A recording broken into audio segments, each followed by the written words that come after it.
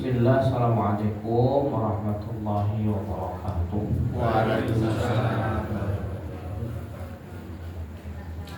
Alhamdulillah, assalatu wassalamu ala rasulillah wa ala alihi wa sahbihi wa man ittaba'a al-huda bi da'watihi ila yaumiddin. Allahumma salli wa sallim wa barik ala Sayyidina Muhammadin sallallahu alaihi wasallam wa ala alihi wa sahbihi ajma'in. Kalau Bapak Ibu jamaah hadirin yang dimuliakan Allah Subhanahu wa taala, alhamdulillah kita bersyukur kepada Allah Subhanahu wa taala di kesempatan malam hari ini kita berkumpul melanjutkan thalabul ilmi kita di setiap hari Selasa malam Rabu. Semoga Allah berikan kemudahan dan istiqomahan kepada kita semua. Allahumma amin. Salawat beserta salam marilah kita curah limpahkan kepada Nabiullah Muhammad sallallahu alaihi wasallam beserta keluarganya, para sahabatnya, para tabi'in, tabi'ut tabi'in yang setia mengikuti dakwah dan langkah beliau sallallahu alaihi wasallam hingga akhir zaman. Bapak Ibu hadirin jamaah salat taqwa yang dimuliakan Allah Subhanahu wa taala, kita mulai dengan bacaan suratul Fatihah dimulai dari ta'awudz. A'udzu billahi minasy syaithanir rajim. Bismillahirrahmanirrahim. Alhamdulillahi rabbil alamin. Ar-Rahmanir Rahim. Maliki yaumiddin. Iyyaka na'budu wa iyyaka nasta'in.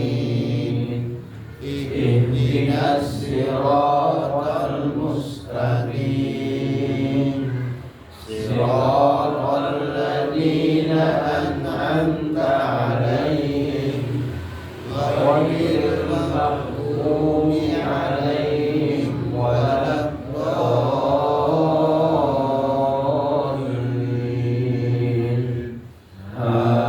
Amin. Bapak Ibu jemaah hadirin yang dimuliakan Allah SWT, alhamdulillah kita insyaallah akan melanjutkan hadis yang selanjutnya dalam kitab Syama'il Muhammadiyah. Masih di bab pertama, di hadis yang selanjutnya. Hadis ini yang selanjutnya disampaikan oleh sahabat Ali radhiyallahu taala anhu. Kita bacakan hadisnya, kita jelaskan sedikit demi sedikit tentang fisiknya Nabi alaihi salatu wassalam. Yang selanjutnya hadis ini akan kita baca, nanti langsung kita terjemahkan sedikit demi sedikit. Kita jelaskan rangkuman sedikit demi sedikit. Kita baca an Ali ibni Abi Thalib radhiyallahu anhu qala lam yakun Rasulullah bit-tawili wala bil-qasiri syatnal kaffaini wal qadamaini dhakhmar ra'si wa dhakhmar karadis tawilal masrubah ida masya takaffa'a takaffu'an ka'annama yanhattu min sababin lam ara qalbahu wala ba'dahu mithlahu. Hadis riwayat Tirmidzi. Rasulullah sallallahu alaihi wasallam, kata Ali bin Abi Thalib, tidak terlalu tinggi dan tidak pula terlalu pendek. Telapak tangan dan telapak kakinya beliau besar. Kepala beliau besar sesuai porsi tubuh. Persendian kokoh dan besar. Beliau memiliki bulu halus yang memanjang dari dada hingga pusat. Apabila beliau berjalan, beliau melangkahkan kaki dengan mantap seakan-akan sedang menuruni tempat yang landai. Aku tidak pernah melihat seorang pun yang semisal beliau, baik sebelum maupun sesudahnya. Ini yang dijelaskan oleh Ali bin Abi Thalib. Coba kita telusuri dan jelaskan sedikit demi sedikit, dan kita padukan Bapak Ibu dengan penjelasan para ulama. Yang pertama, tadi disampaikan dalam hadis Nabi alaihi salatu wassalam, satna al-kaffaini wal qadamaini. Tentang fisiknya Nabi dijelaskan, yang pertama adalah telapak tangan dan telapak kaki beliau besar, tebal dan kuat. Al-Imam Syekh Mubarakfuri mengatakan, menjelaskan bahwa hal ini menunjukkan kesempurnaan fisik, kekuatan, kewibawaan, bukan berarti kasar atau tidak indah. Jadi kata-kata telapak tangan atau kaki beliau besar itu, Syekh Mubarakfuri mengatakan kesempurnaan fisik ini merupakan kesempurnaan fisiknya Nabi. Kalau besar itu menandakan kekuatan otot dari telapak kakinya, telapak tangannya besar, dan kewibawaan dari bentuk tubuh Nabi SAW. Di antaranya yang digambarkan adalah tangan dan telapak kaki, telapak tangan dan telapak kaki. Dan juga beliau Syekh Mubarakfuri mengatakan bukan berarti orang yang kakinya, telapak tangannya besar itu identik dengan kasar. Biasanya kan yang banyak di media sosial, di televisi, film-film, kalau orang kakinya besar, tangannya besar, itu biasanya suka mukul, ya betul. Preman suka mukul. Ini digambarkan, maka Syekh Mubarakfuri mengatakan ciri fisik yang tadi disampaikan bukan berarti apa yang termenset dan tercermin di masyarakat pada umumnya, bahwa telapak kaki besar, tangan besar itu menyeramkan, tidak sempurna. Justru pada zaman itu, ya, pada zaman Nabi alaihi salatu wassalam, di antara kesempurnaan fisiknya di kaki dan tangan adalah mempunyai telapak tangan dan kaki, dan yang telapak tangan dan telapak kaki besar. Sekali lagi bukan berarti apa kasar atau tidak indah. Kemudian yang kedua ada kata-kata juga dhahmar ra'si, kepala beliau besar. Ini jangan diartikan bahwa kepala beliau besar. Maksudnya bukan tidak proporsional, bukan besar kemudian badan kecil gitu. Tetapi menunjukkan pertama kesempurnaan bentuk kepala itu, besarnya bentuk kepala itu di zamannya Nabi SAW menandakan kecerdasan. Maka digambarkan oleh Ali bin Abi Thalib besar kepala beliau itu, diantaranya Syekh Mubarakfuri itu menjelaskan menandakan kecerdasan. Kemudian para ulama juga menyebutkan bahwa kepala yang profesional atau termasuk tanda kesempurnaan penciptaan. Jadi kepala beliau digambarkan besar oleh Ali bin Abi Thalib bukan berarti besar kepala kemudian badannya kecil. Jadi badannya tegak, besar, dan kepalanya juga besar. Ada yang badannya besar, kepalanya kecil. Ada yang kepalanya besar, badannya kecil. Nah, Nabi tidak. Jadi kalau menyampaikan hadis Nabi SAW, kalau sepotong-potong kepala Nabi besar, akhirnya kan terpikir, loh, kepalanya besar tuh berarti. Tapi mindsetnya, gambarannya kepala Nabi itu besar, bukan besar kepala. Tadi para ulama menyampaikan, di antara Syekh Mubarakfuri itu menjelaskan kepala Nabi besar itu tanda kesempurnaan dari penciptaannya Nabi SAW. Kesempurnaan penciptaan Nabi SAW itu ditandakan dengan besar kepalanya beliau. Yang kedua adalah kecerdasan. Bentuk badan dan kepala itu setara. Yang kedua menandakan kecerdasan. Itu maksudnya. Kemudian yang ketiga, tomha karotis, persendian siku. Yang persendian itu apa saja, Pak?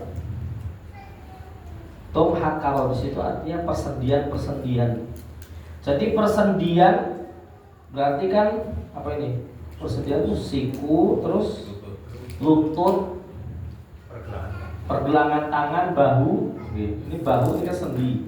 Lutut, ini apa? Siku, bahu, pergelangan tangan, lutut. Dimaksud persendian. Itu Ali bin Abi Thalib menggambarkan domha karotis, persendiannya benar-benar besar dan kokoh. Kalau persendiannya besar dan kokoh berarti tandanya kuat. Sendi-sendinya sudah besar tandanya kuat. Kalau bentuk tubuh seorang manusia kan semakin tua semakin lemah persendian, betul? Maka kan banyak diarahkan oleh dokter minum susu. Sebelum usia 40 diarahkan untuk banyak minum susu. Setelah usia 40 diarahkan banyak olahraga.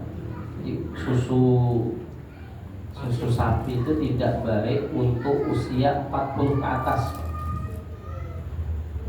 Itu sudah jangan minum susu, kecuali susu yang disarankan dokter, mungkin susu ada obatnya apa gitu, penguat atau apa gitu, saya kurang tahu. Yang disunahkan malah adalah susu kambing itu ya. Susu kambing yang tanpa campuran. Sekarang banyak campurannya, namanya susu kambing tapi banyak campurannya. Dicampur yang ganas itu susu beruang namanya, tapi isinya susu sapi. Bapak Ibu jamaah yang dimuliakan Allah. Jadi bentuk fisiknya beliau yang ketiga digambarkan Ali bin Abi Thalib, persendian yang kokoh besar. Maka kalau sendinya aja besar berarti tandanya berotot kuat. Itu. Jadi bahkan Syekh Mubarakfuri itu mengatakan ini merupakan kekuatan fisik beliau. Jadi persendian itu merupakan kekuatan fisik. Coba dilihat bahwa orang yang kuat fisiknya berarti bisa dipahami dan bisa dimaknai bahwa mesti kuat fisiknya. Yang keempat, tawilal masrobati, garis rambut halus yang memanjang dari dada menuju pusat ya, di bentuk tubuh beliau. Ini termasuk salah satu ciri fisiknya Rasulullah yang diriwayatkan oleh para sahabat. Banyak para sahabat meriwayatkan bentuk fisiknya Nabi adalah garis rambut halus itu memanjang sampai kepada pusat, dari dada sampai kepada pusat. Yang kelima, takafuan, beliau berjalan dengan langkah yang mantap. Beliau berjalan dengan langkah yang mantap. Bahkan ulama menjelaskan lebih detail lagi, langkah yang baik, langkah yang mantap itu, yang kokoh maksudnya. Itu ditandai, dijelaskan juga langkah yang penuh semangat, tidak malas. Bapak dan Ibu, coba ada orang itu berjalan, ada orang semangat hidupnya ada yang dinilai dari langkah kakinya, gimana? Kalau sedang keliling utang biasanya langkah kakinya kan lemas, gimana? Lesu, kosong, galau. Bahkan dalam sebuah riwayat itu Nabi tidak suka langkah kakinya yang diseret sendalnya. Jadi sendal kan ada yang diseret-seret, Pak. Gitu. Nabi SAW itu tidak suka seorang mukmin yang ketika berjalan langkah sendal kakinya itu terdengar seret. Maknanya dia tidak melangkah, tapi menyeret kakinya. Nabi SAW itu digambarkan, para ulama menggambarkan tanda, dan kita juga harus mengikuti. Bahkan beliau alaihissalam menyampaikan dalam sebuah riwayatnya dengan kata-kata ya, dengan mengarahkan langkah kaki yang tegas. Takafuan, Nabi Ali bin Abi Thalib menggambarkan bahwa langkahnya kaki Nabi penuh semangat, tidak malas, tidak nyeret-nyeret. Ada yang langkah kakinya semangat tapi sombong. Bisa digambarkan Pak, kalau langkah kaki bisa terbayang ya, langkah kaki yang sombong itu gimana? Tidak tercermin dari diri Nabi alaihissalam. Langkah kakinya malas, tidak semangat, apalagi sombong, kebablasan itu. Semangatnya terlalu berlebihan ya, juga tidak dibolehkan langkah kaki yang sombong itu senantiasa menghentakkan kaki. Tidak boleh nyeret, tidak boleh dihentakkan kakinya, kecuali pas kibra. Gimana? Jangan marah-marah pas kibra itu pas upacara dimarahi jangan. Kata Pak Ustadz, oh tidak boleh digedek-gedek. Itu ini apa namanya, pertunjukan di ajli tasliyah namanya, di ajli tasliyah, untuk apa, menyemangati ya, di ajli tasliyah, untuk menyemangati yang lain ya, di ajli tasliyah ya. Jadi di antara bentuk ciri orang yang melangkah sombong itu dihentakkan kakinya seperti raja. Di antara ciri malasnya melangkah adalah diseret kakinya. Ini nggak boleh. Dihentakkan kakinya nggak boleh, diseret juga tidak boleh, tapi dilangkahkan. Inilah langkah kaki Nabi alaihissalam. Bahkan dalam hadis yang pernah kita sampaikan, ketika Nabi alaihissalam berjalan, itu berjalannya langkah kakinya kuat, kemudian badan agak, kemarin apa? Masih ingat Bapak? Badannya agak condong ke depan, bukan ke belakang, jatuh, ngantuk. Badannya ke depan ya, itu jadi langkahnya begitu. Digambarkan Ali bin Abi Thalib. Yang ini hadisnya Ali bin Abi Thalib. Yang selanjutnya yang keenam, ka'annama yang hatu min sobabin. Beliau sallallahu alaihi wasallam seakan-akan sedang menuruni tempat yang landai. Seakan-akan menuruni tempat yang landai tadi. Tapi dalam langkah kaki ya, disampaikan dalam hadis sebelumnya dan hadis ini, itu seakan-akan beliau menuruni tempat yang landai. Tempatnya landai tapi seakan-akan turun. Maknanya langkah beliau cepat, ringan, namun tetap tengah dan penuh wibawa. Makna tetap langkah kaki cepat, kemudian ringan, tetap tenang dan berwibawa. Tidak seperti seorang ketika ngejar iqomah, Pak. Ada yang ngerti atau pernah ngejar iqomah itu kan langkah kakinya cepat, tapi apa? Tidak tenang. Maka dalam sebuah hadis itu tentang iqamah ya, mengejar iqamah itu. Dalam sebuah riwayat tentang Nabi SAW itu menggambarkan orang tidak boleh terburu-buru dalam mengejar iqamah. Tapi tidak boleh terburu-buru itu bukan berarti nyantai kan gitu.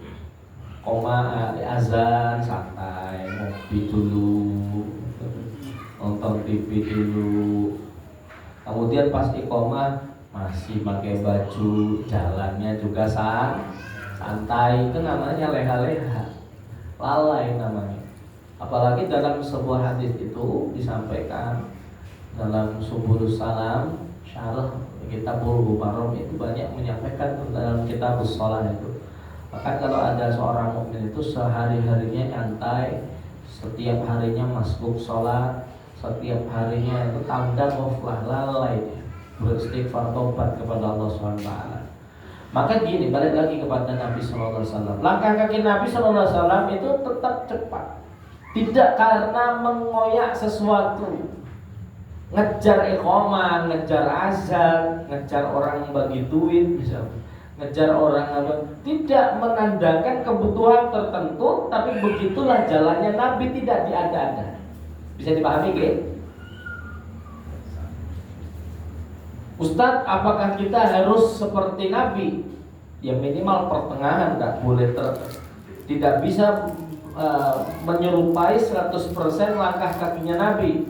Yang ada jenengan nggak fokus, cuma fokusnya langkah, tiba-tiba mau kemana ini saya?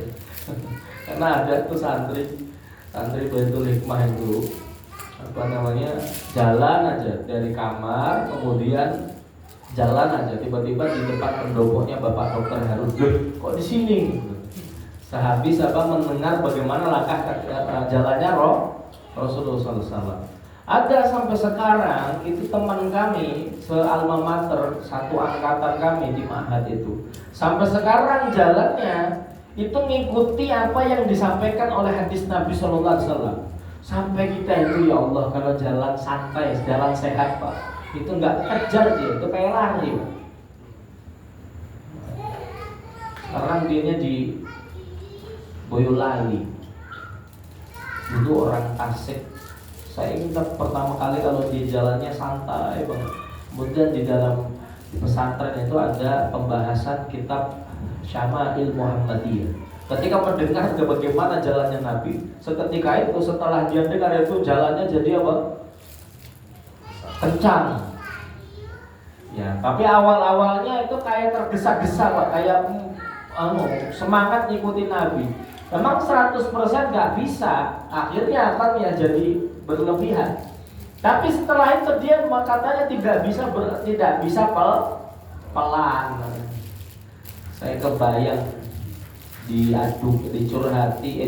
diceritai oleh dia, istrinya pernah negur, Mas kamu tuh jalan kok yo cepet banget, di pasar baru digandeng dilepas sudah sampai sana.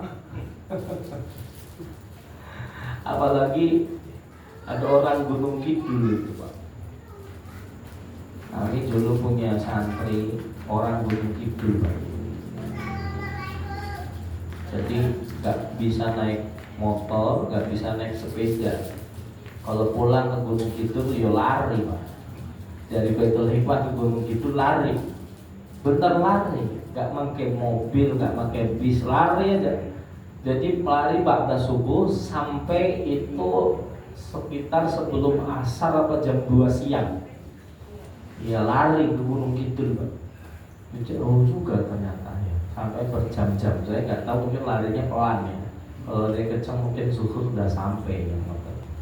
Lari Pak. Tapi pas dia sampai di sana, saya kaget orang Gunung Kidul itu. Ketika kita di sana, yuk ke mana, ke toko sana, mampir di rumahnya. Terus dia sampaikan, saya tanya, jauh enggak? Kata dia, enggak, cuma di situ. Ternyata cuma di situ tuh gambarannya. Kalau saya nututi itu, saya hitung langkahnya, kayak dari sini ke pasar Sukoharjo. Dan benar-benar jauh itu, Masya Allah. Cuma di situ ternyata jauh. Cuma kan saya tanya, ini pakai motor apa tidak? Dekat atau jauh? Dekat kok, cuma di situ. Bayangkan dari sini ke pasar Sukoharjo dan jalannya kenceng Pak. Itu memang dari sananya. Dan orangnya kuat-kuat. Dan begitulah gambaran ketika orang itu berjalan kuat, kemudian tanpa diada-ada. Nanti bisa dilihat mungkin tetangga kita, saudara kita, mungkin ada kerabat kita yang jalannya cepat, berwibawa, tenang, cepat tapi tenang, tidak terburu-buru. Hadis ini Syekh Al-Qadi Al-Qadi, Syekh Al-Qadi itu mengatakan kana akmalan nas khalqan wa ajmalahum suratan. Rasulullah SAW adalah manusia, dari hadis yang tadi dibaca, digambarkan oleh beliau, Rasulullah adalah manusia yang paling sempurna penciptaannya dan rupanya indah. Gimana Pak? Gak indah, Pak. Orang digambarkan bahwa Nabi SAW tadi apa? Telapak tangannya besar, otomatis kan ke lengannya juga besar kan gitu. Kakinya besar berarti otomatis kuat kokoh. Engselnya, sendi-sendinya besar, luar biasa. Sikul, lutut, bahu itu semuanya besar. Kekuatan fisik beliau besar. Kemudian ada garis-garis halus di dadanya sampai dengan pusarnya, tanda besar sterek badannya. Kemudian ditambah lagi ketika berjalan kuat, seakan-akan berjalan di tempat yang landai tapi turun. Landai itu turun gitu. Datar, landai itu turun.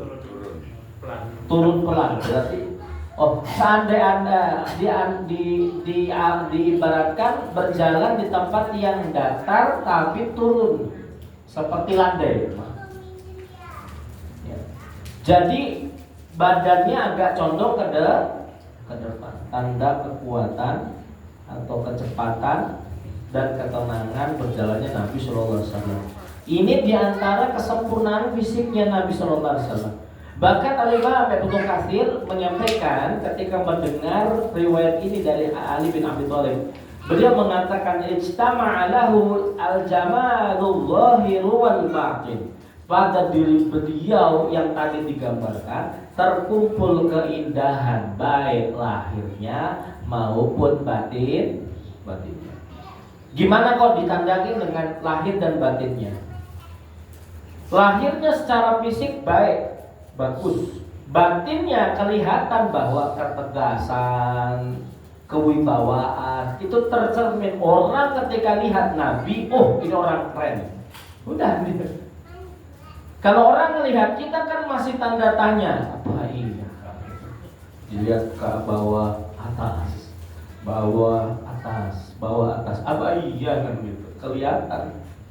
Tapi kalau lihat fisiknya Nabi Sallallahu Alaihi Wasallam sudah menandakan udah bentuk fisiknya luar biasa. Kemudian cara jalannya menunjukkan kewibawaan dan ketenangan. Sudah kalau orang melihat, nggak yakin di zaman itu kalau melihat Nabi Sallallahu Alaihi Wasallam, Nabi Muhammad Sallallahu Alaihi Wasallam, tidak yakin bahwa dia adalah Rasulullah, itu pertama ditanyakan ini imannya.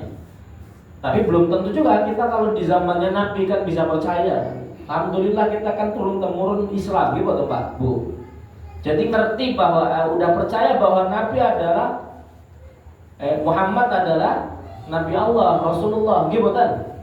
Tapi kalau kita di zamannya Nabi kira-kira bisa percaya atau tidak? Belum tentu. Belum tentu juga. Mungkin ketidakpercayaan itu tanda lemahnya keimanan keimanan keagamanya kita mungkin di zaman itu ya. Karena kan agama itu turun-temurun. Kalau orang soleh itu agamanya turun-temurun. Kalau orang soleh itu melihat Nabi Sallallahu Alaihi Wasallam itu sudah lihat, oh ini kok ya orang beda dari bentuknya, dari cara jalannya, dari ketika melihat orangnya beda. Sudah bisa digambarkan. Tapi kalau di orang-orang kayak kita, kayak saya mungkin Bapak Ibu, di zamannya Nabi ada di zamannya Nabi belum tentu percaya, mungkin karena faktor keimanan yang belum kuat. Kemudian faktor hidayah yang belum sampai. Nah, benar-benar. Semoga Allah jaga kita, Allah tetap istiqomahkan kita untuk berpegang beriman kepada Allah dan Rasulnya. Allahumma. Jadi itu aja Bapak Ibu jamaah yang dimuliakan Allah. Kemudian dari Imam Malik juga mengatakan ta'allamul adaban nabi qabla ilmihi. Dari apa yang disampaikan oleh bin Abi Thalib itu diantara ada adab-adab Nabi, adab-adab dalam berjalan yang dicontohkan oleh Nabi. Jadi bukan hanya karakter fisiknya Nabi. Kalau dalam hadis ini Imam Malik mengatakan ini ada adab dalam berjalan. Yang tadi kita sudah singgung, kalau jalan itu tidak boleh sombong, tidak boleh mencerminkan sombong yang pertama. Yang kedua, tidak boleh mencerminkan tanda yang sombong. Bagaimana cara jalannya Pak Bu? Yang sombong dihentakkan. Tanda yang malas jalannya gimana? Diseret. Maksud nggih? Berarti selain belajar karakteristik fisiknya Nabi, itu juga belajar tentang bagaimana adab dalam berjalan. Bisa dipahami nggih Bapak Ibu nggih? Ada pertanyaan Bapak Ibu? Di hadis ini ada pertanyaan nggak? Kalau nggak ada kita lanjut nggih. Coba sebentar. Nggih, monggo. Kalau apa yang disampaikan oleh Ustaz, kalau bisa kita menirunya kan gitu toh. Oke, benar. Ya. Kalau kita sudah terbiasa loh. Kalau kita nanti meniru seperti apa yang disampaikan oleh Nabi Rasulullah, itu kan nanti kan dicap oleh orang, wah itu kok terus gaya gitu. Nah, ini kan akhirnya menimbulkan sudon. Nah, padahal kita itu kebiasaannya itu, penampilannya itu ya sesuai dengan kebiasaan harian itu. Contoh saja saya, seandainya saya berjalan, kebiasaan saya itu pasti kadang-kadang itu pundak saya miring di sini. Iya kan? Padahal kita mau meniru contoh dari Rasulullah. Kalau kita begini, seakan-akan justru itu malah agak kaku. Gaya gitu. Iya. Nah, ini gimana? Soalnya nanti kan juga menimbulkan sudon gitu. Nah, ini langkah kita sebaiknya gimana? Mohon istilahnya kriteria atau mohon kiat-kiatnya untuk meniru seperti itu gimana? Yang pertama, Bapak Ibu, ketika mendengar dan dijelaskan tentang hadis ini, yang tergambar adalah bagaimana fisiknya Nabi. Itu yang pertama. Yang kedua, ketika disampaikan hadis ini, yang tergambar adalah sunnah Nabi Shallallahu Alaihi Wasallam, baik dari bentuk fisiknya, kemudian bentuk badannya. Kan selama ini orang hanya belajar bentuk sunnahnya itu hanya jenggot saja, hanya rambut, terus hanya apalagi warna rambut, hanya apalagi kalau yang di pakaian dan sebagainya. Ada juga sunnah-sunnah bentuk fisik Nabi Shallallahu Alaihi Wasallam. Tapi yang mau saya jelaskan begini, ketika kita mencontoh sunnah Nabi Shallallahu Alaihi Wasallam, kita kan mencontoh sunnah yang amat banyak. Jangan kita meninggalkan semua sehingga tidak ada yang kita lakukan. Karena ketika berbicara tentang sunnah, jangankan cara jalan Pak, ketika kita memilih untuk memanjangkan jenggot jadi beda Pak. Saya punya jamaah guru matematika Pak, ngaji sama kami setiap waktu subuh, tiba-tiba manjangkan jenggot Pak. Itu guru-guru pada maki kayak ustadz aja, padahal bukan guru agama itu bayangin gitu. Tapi yang saya mau tekankan begini, memang menjalankan sunnah itu ada penilaian dari orang. Itu orang gak baik dinilai baik, apalagi mesti dinilai. Tetapi kita belum bisa melaksanakan semua total dari sunnah-sunnah Nabi, maka dimaklumi. Gak bisa menjalankan sunnah yang ini, ada sunnah yang lain. Betul? Gak bisa jalankan sunnah jalan, ada sunnah yang lain. Tetapi Nabi SAW sudah berikan itu hal-hal yang digarisbawahi tentang ketika berjalan, khususnya itu tidak menandakan tadi yang menghentakkan dan tidak menyeret itu Pak. Sisanya adalah sesuai dengan kemampuan masing-masing. Kayak modelan saya ini kan nggak bisa niru badannya Nabi. ya agak-agak gimana kan gitu jadinya. Mau meniru tapi kan luar biasa kan. Sampai sekarang katanya lari sampai apa perut bisa kecil. Sampai sekarang kan nggak kecil-kecil. Malah tambah. Ada ibu-ibu itu ummahat, ustadzah saya sampaikan, ustadzah bu yuk diet gitu kata saya. Ustadzah diet gitu. Saya makan minum air putih jadi daging ustadz. Sampai begitu. Minum air putih ustadz jadi daging katanya. Padahal udah diet, tapi ya tetap saja gitu. Nah ini apa yang dicontohkan oleh Nabi jadi motivasi kita Pak. Pada intinya menjaga kesehatan, jaga kesehatan. Yang kedua, bagaimana apa yang bisa dilakukan oleh Nabi, fisiknya Nabi, kemudian cara jalannya Nabi menandakan tentang adab-adab dalam berjalan. Kemudian ketika membentuk, memanjangkan sunnah-sunnah, mencontoh sunnah-sunnah baik lihya, jenggot, kemudian rambut, itu sesuai dengan porsi yang masing-masing, keadaan yang masing-masing. Ketika menjalankan sunnah itu ada halangan-halangan bersabar. Ngoten nggih Pak? Ngoten, Ibu, Bapak, ngoten nggih? Ada lagi pertanyaan Pak, Bu? Kalau tidak ada kita lanjut ya hadis yang selanjutnya ya. Hadis yang selanjutnya karena Rasulullah sallallahu alaihi wasallam, ini masih dari Ali bin Abi Thalib.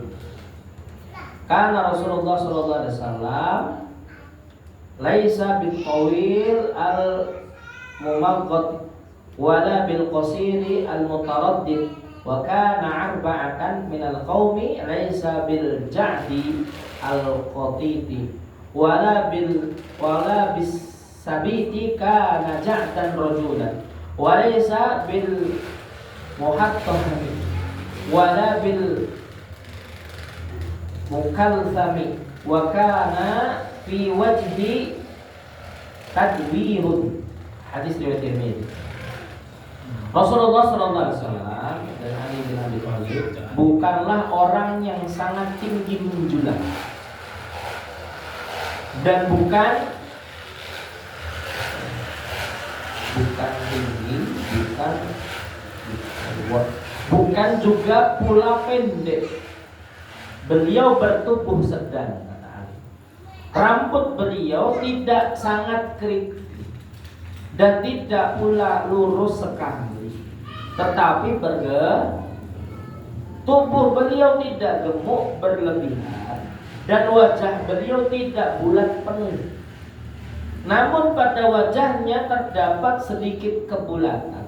Kulit beliau putih dan bercahaya kemerah-merahan. Mata beliau sangat hitam pada bagian hitamnya dan sangat putih pada bagian putihnya. Bulu mata beliau lentik dan panjang, persendian dan kedua pundak beliau besar dan kokoh. Tubuh beliau tidak banyak ditumbuhi rambut kecuali terdapat garis rambut halus di dada hingga pusat. Telapak tangan dan kaki beliau besar. Bapak Ibu jamaah dimuliakan Allah. Kita jelaskan sedikit. Di kata-kata dan penjelasannya dari para ulama. Pertama, laisa bitawil, sangat tinggi hingga tampak kurang, sangat tinggi.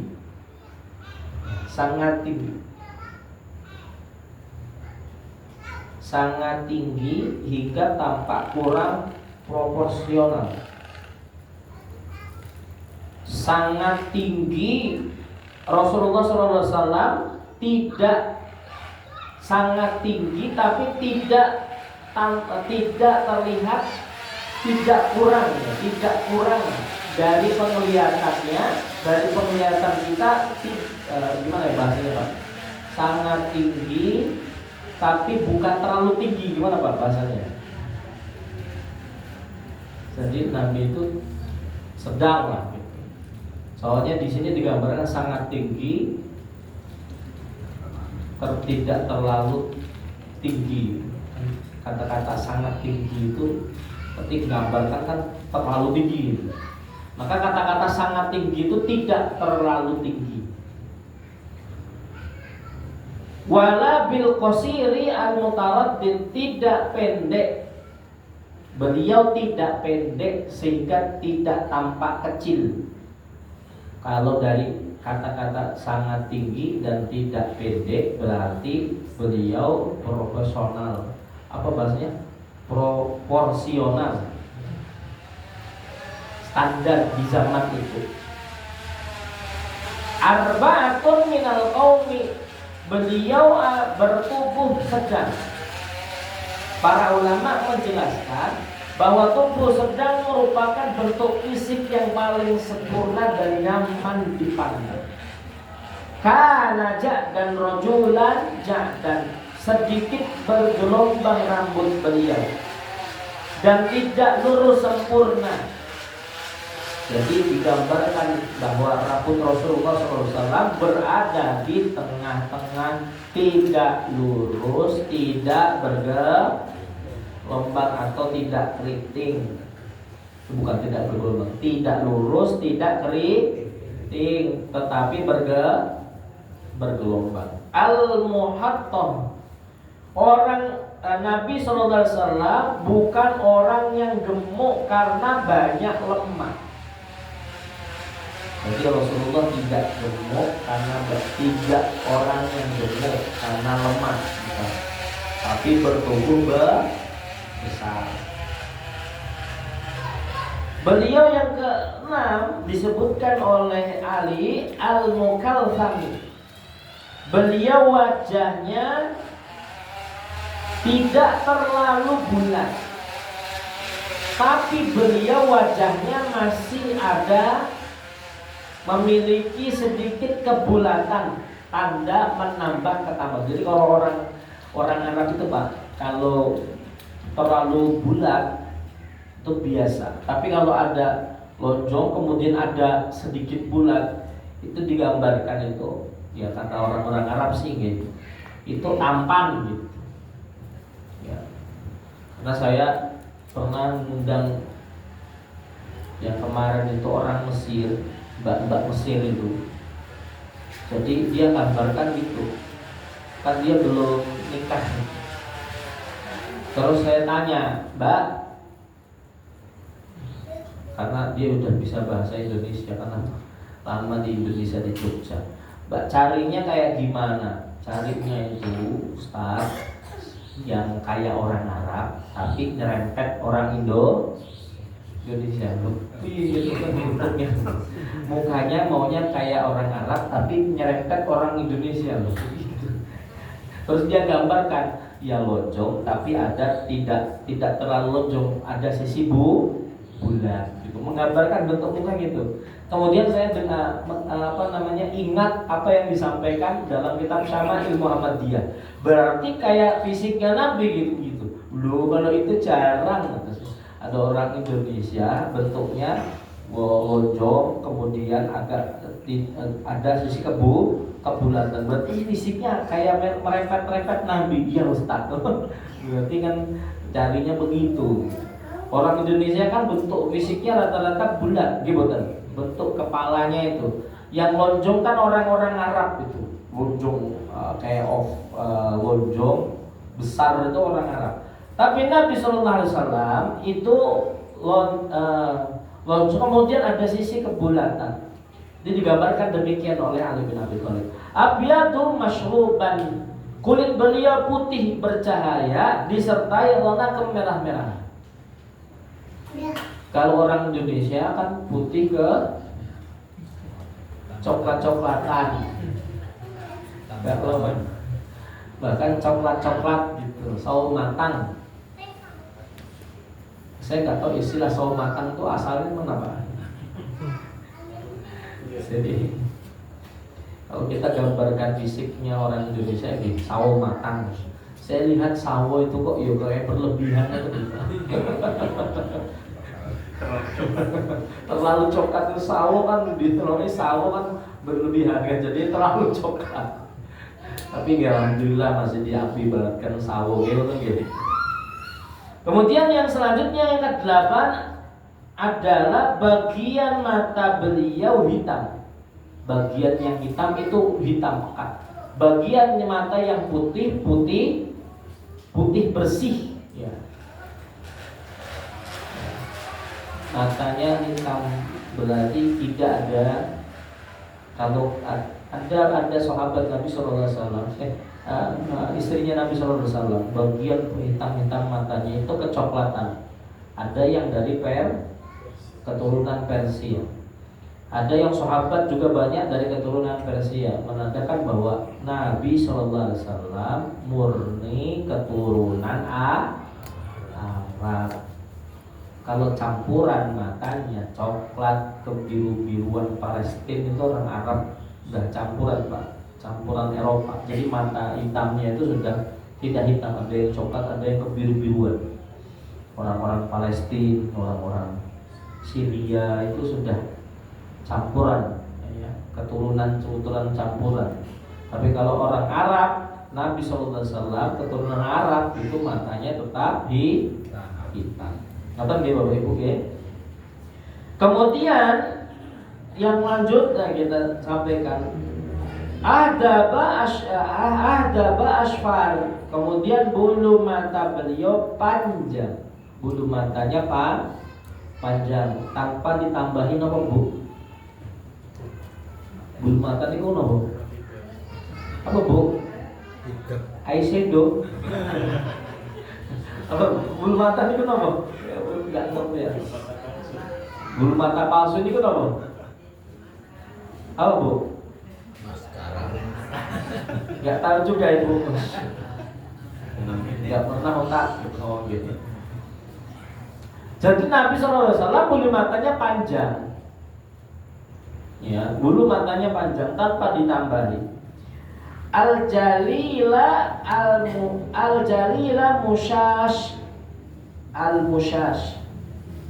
adalah ujung tulang pada persendian beliau besar dan kuat. Tadi itu sudah disampaikan. Kemudian yang ke-11 Katidi al-Katidi, daerah pundak beliau lebar dan kokoh. Al-Imam Mubarakfuri mengatakan wa kanat jami'u awsafihi alaihi salatu wassalam fi ghayatil husni wal i'tidal. Seluruh sifat fisiknya Rasulullah berada pada puncak keindahan dan keseimbangan. Bahkan Al-Qadhi mengatakan lam yajtami' li ghairihi minal jamal ma ijtama'a lahu. Tidak ada seorang pun yang menghimpun keindahan sebagaimana yang Allah himpunkan pada diri Rasulullah SAW. Tadi masuk lagi. Jadi Nabi SAW itu fisiknya demikian. Nah Ustadz tadi masuk lagi pertanyaan, apakah kita harus mencontoh fisiknya Nabi, diantaranya bentuk rambut? Boleh nggak Pak mengubah bentuk rambut? Keriting jadi lurus dinamakan apa? Pakai apa Bu kalau keriting jadi lurus tuh? Rebonding. Rebonding ya namanya. Keliru tak keliru. Rebonding Pak. Ada lagi namanya itu apa Bu? Catok. Dicatok. Jadi dipanasin rambutnya. Osmoting. Smoting. Saya pernah mendapatkan itu hukum smoting, rebonding, catok, boleh atau tidak? Jawabannya boleh. Yang tidak boleh nyambung. Boleh dilurus. Yang tadinya keriting, Ustadz ada itu datang itu pengantin muda datang. Ustadz, saya nggak suka rambut istri saya itu keriting tuh. Orang Papua. Saya emang istri kamu orang mana? Dia Papua Ustaz. Tapi kok orang Papua putih? Ya Papuanya udah belasteran Jawa Ustaz. Jadi ibunya istrinya itu katanya Papua nikah sama ustadz dari Jawa. Ibunya hitam, ustadznya putih. Ternyata lahir anaknya putih. Jangan sampai kayak ustadz-ustadz nego Pas dijodohi orang putih Ustaz. Akhirnya dapat yang putih. Kenapa kok cari yang putih? Agar anaknya jadi putih. Ternyata pas nikah anaknya malah hitam. Padahal ibu bapaknya putih. Ini tuh takdir kok ya. Nanti orang Papua kok jadi putih. Terus dia sampaikan, Ustaz, istri saya rambutnya besar, boleh enggak di smoking? Terus saya sampaikan, kalau smoking, rebonding itu tidak merubah bentuk merubah bentuk. Itu bentuknya sudah ada, tapi diluruskan itu boleh. Yang tidak boleh disambung. Hukum smoking, rebonding, dicatok itu sama dengan mewarnai rambut. Rambutnya maunya kayak bule-bule gitu Pak Ustaz. Akhirnya diwarnai krem. Ibu diwarnai krem. Orang sawo matang diwarnai krem kan jadi luar biasa. Ada yang diwarnai biru. Aduh, saya senang istri diwarnai biru ya. Mau warna biru, mau warna krem itu boleh. Warna itu boleh, sama dengan meluruskan rambut, tidak merubah ya. Tidak merubah. Jadi bentuk rambut memang itu bisa boleh dirubah. Yang tidak boleh disambung, nyambung rambut itu tidak boleh ya. Hidung ini pesek itu udah bentuknya pesek saja, boleh disambung, dimancungin gitu, susah ya. Kalau mau natural ya kata orang Jawa gitu, kalau mau natural yang pesek jadi mancung setiap pagi apa Pak? Dipencet, ditarik. Anak itu kasihan tuh, anak tetangga saya itu hidungnya setiap hari merah. Kenapa? Karena anaknya itu pesek. Kok hidung kamu merah terus? Ditarikin sama umiku Ustaz. Biar mancung, Masya Allah. Nggak tahu saya, tapi emang begitu Pak. Nggak tahu gitu. Masih kecil gitu.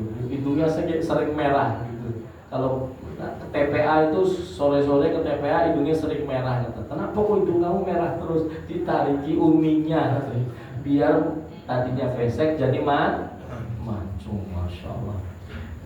Gitu Bapak Ibu jamaah yang dimuliakan Allah. Semoga di hadis kedua ini semakin menambah kecintaan kita kepada Nabi alaihi salatu wassalam. Allahumma. Oke, ini hadis di bab pertama sudah selesai. Ada beberapa hadis itu yang kita sudah baca. Insya Allah kita akan baca hadis yang di bab kedua. Insya Allah. Di bab kedua itu nanti ada cara duduknya Nabi. Kemudian ada, Bapak Ibu pernah dengar duduk istirahat? Belum pernah dengar, nanti kita contohkan Nabi SAW duduk istirahatnya gimana. Duduk istirahat yang disukai oleh Nabi SAW. Nah, nanti kita contohkan. Ini saja yang disampaikan di kesempatan kali ini. Semoga apa yang disampaikan bermanfaat, jadi penyemangat buat kita untuk thalabul ilmi. Kita nyambung lagi di pekan yang akan datang, baiknya tidak putus Bapak Ibu, biar tidak setengah ilmunya besok. Tapi yang belum ikut hari ini karena ada halangan, atau besok karena ada halangan, bukan nomor-nomor. Tapi semoga bisa jadi penyemangat. Atau yang nggak ikut nanti setiap Selasa ada halangan itu bisa lihat live-nya Pak Ardi, Masya Allah. Jadi jariah, misalnya nggak ikut nanti, oh gini toh kemarin bahasnya ini, jadi nggak ketinggalan. Jadi kalau bisa ya sambil makan sambil lihat live stream. Oke, ini saja yang disampaikan. Ya, pada kesempatan kali ini kurang lebih mohon maaf. Kita tutup dengan bacaan hamdal dan Fatihah. Alhamdulillah.